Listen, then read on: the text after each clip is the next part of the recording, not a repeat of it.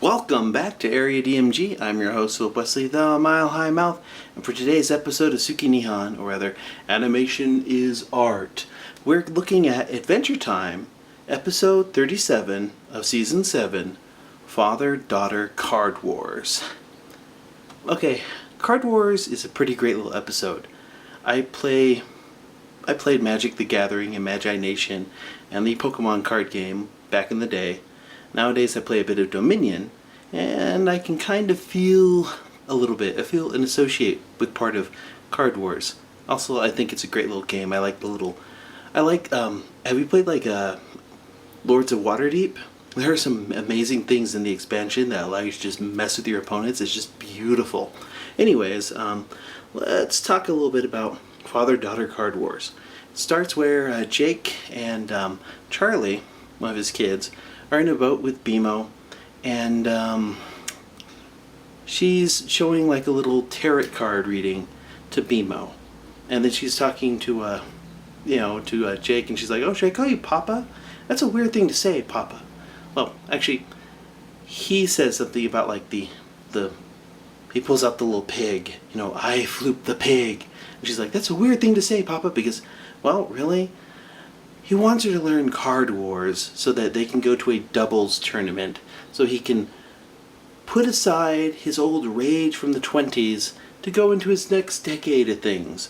You see, Jake is getting old, and when you get to a certain point, a certain part of your aging, you want to take the things that made you what you were in the previous times and put those away. In other words, you want to get better, right? Kind of like, we've all been through this, especially when it comes to like games and such.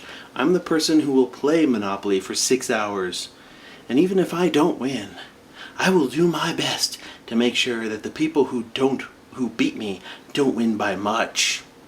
I'm the person who'll be like, "Oh yeah, I'm gonna learn these characters in Street Fighter just enough so that even if I lose, they're not gonna get a perfect on me.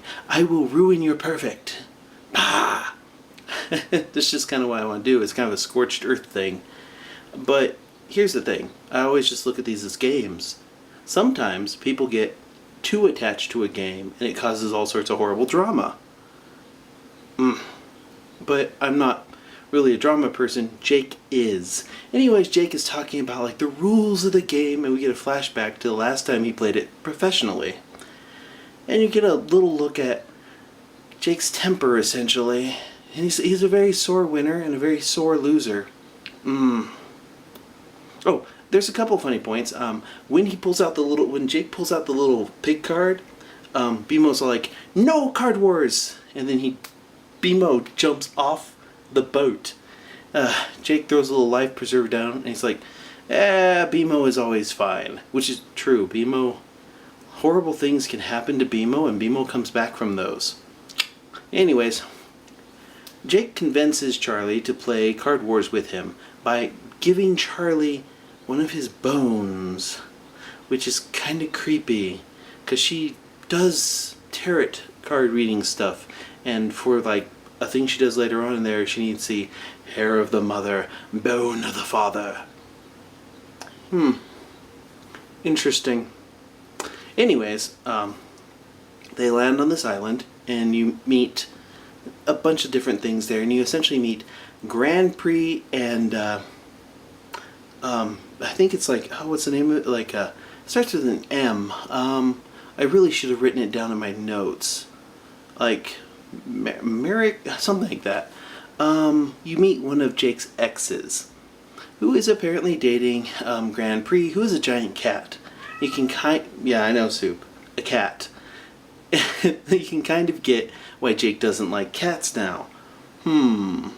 Anyways, Jake convinces her to play. She's actually a natural at this, and she's really good, but then she's like, "Well, I only said I'd play once, and I'm done, so I'm going." So she leaves, and poor Jake is all like, "I don't have a partner for this doubles thing," so he pretends, part of his lumpy flesh is his daughter, and he continues playing. And he gets more and more frustrated and just keeps leaning back into that. You see, Charlie then goes back to her little home, which I guess is in Egypt, and she sets up her creepy little ritual and starts looking at pictures or previews of her life. And she looks at that and she realizes, you know, it's important for people to put a lot of their own drama behind them. That's one thing you find out about on social media or YouTube or in collectible card games or esports or sports in general. A lot of competition tends to take us at our best and also put us at our worst. Like, for example, there's a lot of drama in, say, competitive Pokemon stuff, right? It's kind of like the whole C.S. Lewis thing where it's like, when I was a child, I thought of things as a child. When I'm an adult, I can put away the childish ways of thinking. You don't have to put away the childish things. You have to put away the childish ways of thinking.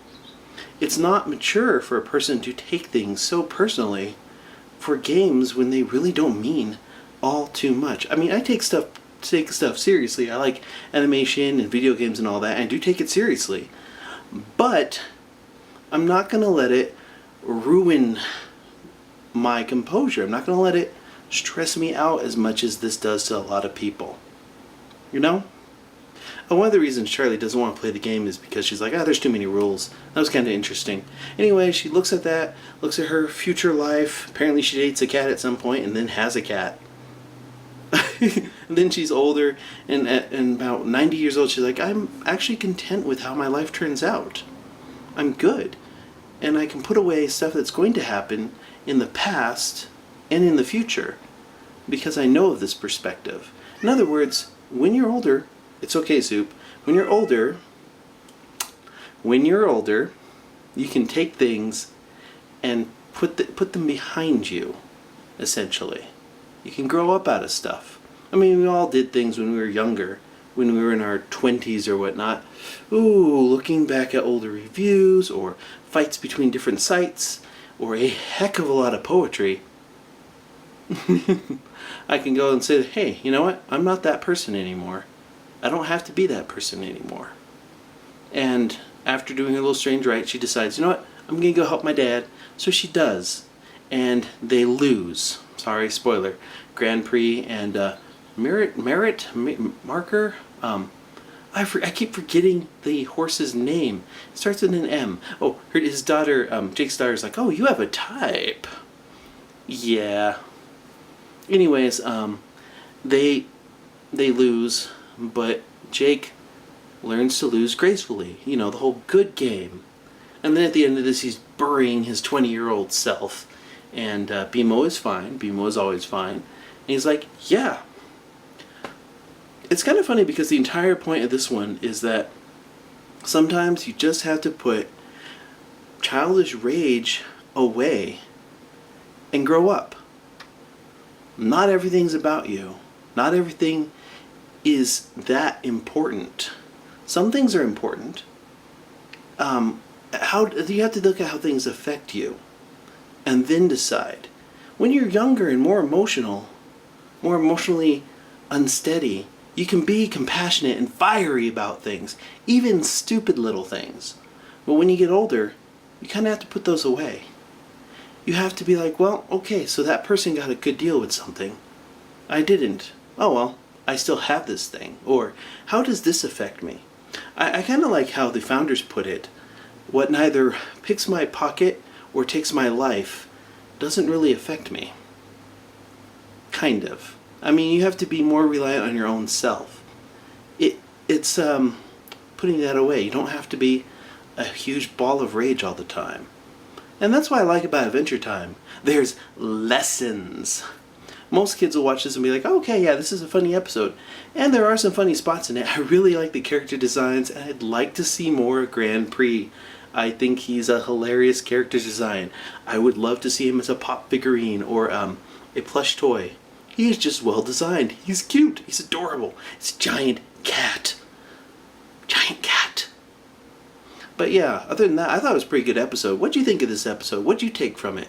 I feel that people, as we grow older, we can look back at stuff that we watched or loved as kids, considering that Adventure Time's going on, 7 seasons? It's been about 10 years. Looking back on this, we can find new lessons in the old stuff that we liked and find a new appreciation for the things we enjoyed in our hobbies. By burying our old opinions and on our old views of it and embracing new ones and evolving. That's how we grow and evolve. We can't stay the same. We have to change because we have to grow. And I feel that that's a great lesson. I loved this episode. It's pretty good. Not the best episode of this season. Oh gosh, this season is so full of good episodes. And I thought it was good. What'd you think? Let me know in the comments below. Hit that thumbs up if you haven't already. Go ahead and like us. Subscribe to us if you haven't already. Share this with everyone else that hasn't seen it yet. Let people know. And until the next video comes out, you are now caught up.